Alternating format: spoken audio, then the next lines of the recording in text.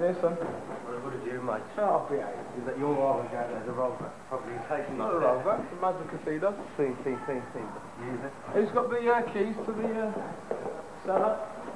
Go on. I need to get in there, because that equipment must be in there.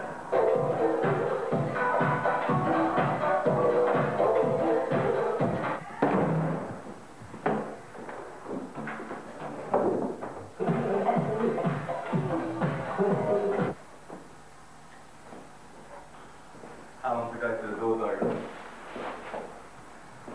Theoretically, 10 minutes till the doors open, but I think it'll be a touch longer than that.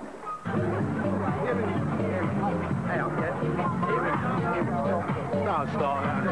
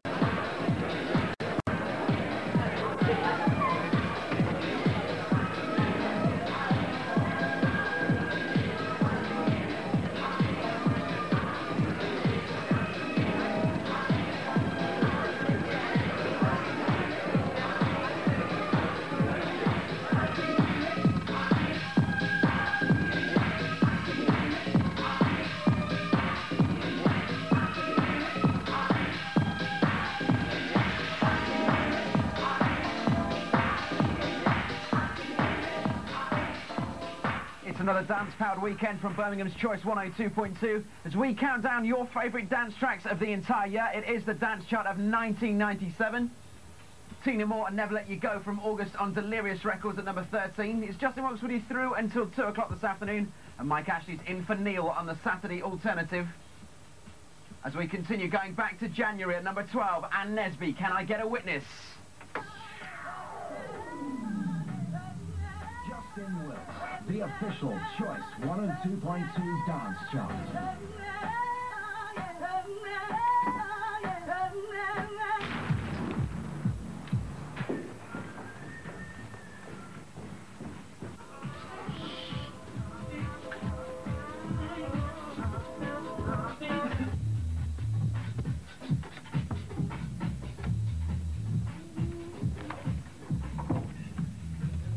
Pioneering club culture across Birmingham and the West Midlands. This is Club Tasty from Choice 102.2.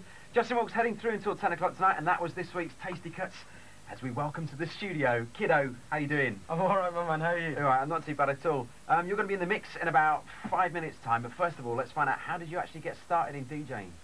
Well, bit of a long story really, but to cut a long story short, I was messing around with vinyl and bits and pieces from the age of about 10, 11, and I was in the record shop one day, chappie was in there buying records. We ended up arguing over who was going to buy this particular track that was the last one, and eventually I started going out with him DJing and so forth, and it all stemmed from there really. He had the decks and I had the vinyl, and we just got on with it.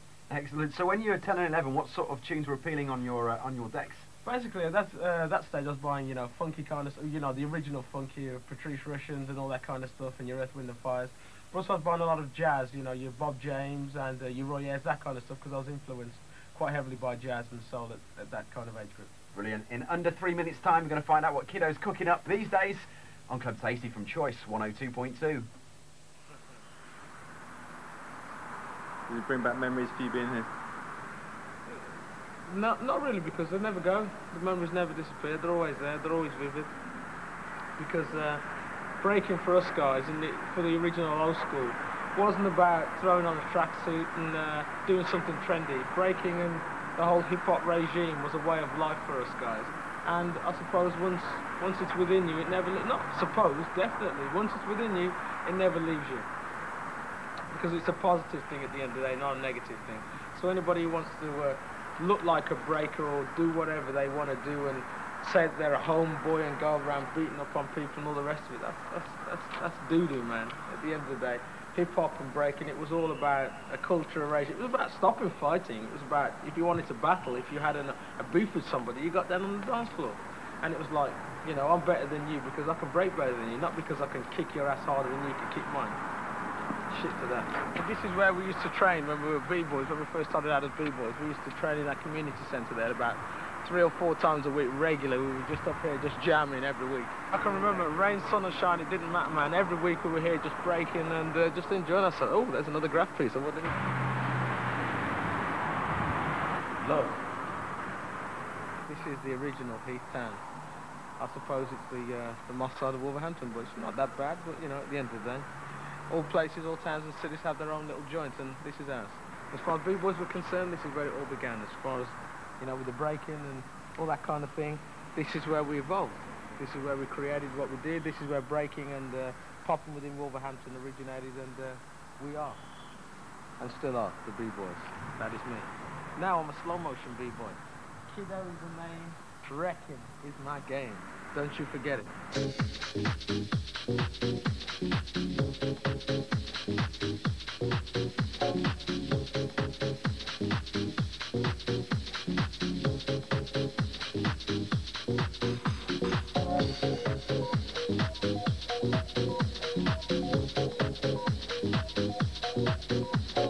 I'm originally a hairdresser when I was a young person, not so many years ago.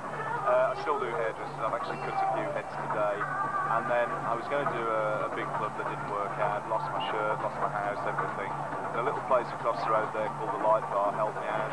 I jumped in there with a minimum amount of money, and within 6 weeks the place was holding 1,000 people. I sold that to Das and put the money in here. What's the difference between being the club owner and being a promoter? Two different beasts. I have to be a promoter as well, but obviously I'm not as good as a pure promoter because that's what they do. Club owner, you've got to rent the place, put the rates on the place, take all the risks.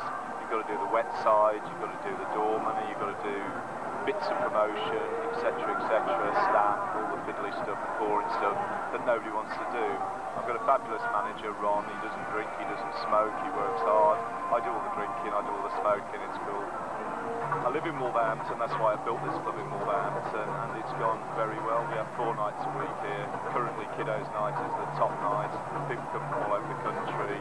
If you're absolutely fantastic and you can mix seamlessly and you think the record's perfect, you're a good DJ. If you can respond to the crowd and encourage them and get down to the music that you play, then you're an excellent DJ. It's as simple as that. It doesn't really matter what name you have, you're going to make it. So, with that definition, what do you think of Kiddo's ability as a DJ? Kiddo's a genius, to be quite honest. Don't tell him I said that. He's a nightmare as it is.